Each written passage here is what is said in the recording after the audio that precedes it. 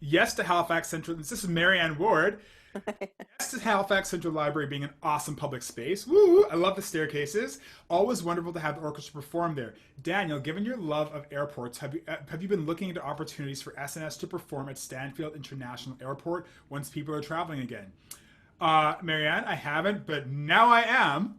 So, Darcy, Eric, Heidi, we're on it, Marianne. We'll take a look into that.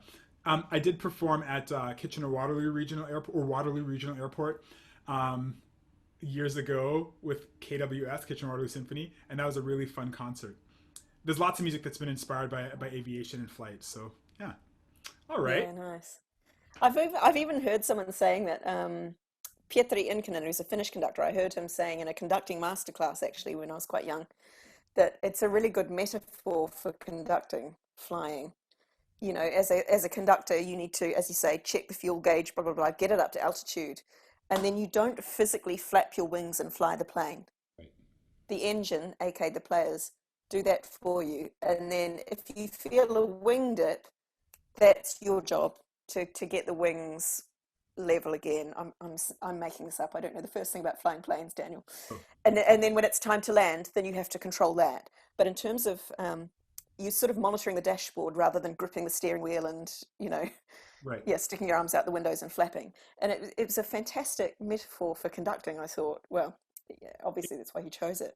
It really, really is. And there's another actual metaphor between flying and conducting. Somebody had asked, what's the difference between conducting student ensembles and conducting a professional orchestra? And if you think of flying a small plane is very, very it's a little bit more hands-on, and you're making bigger corrections, right? With the yoke and with there's a lot, it's more involved.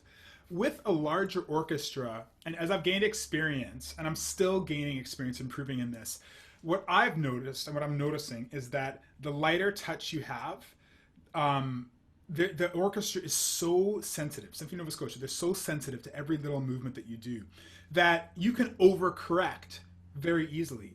And a 747, for example, is flown with three fingers, right? Just like tiny little movements of the hand is guiding this entire ship. And that's something that I've had to think of, Wow, that's amazing.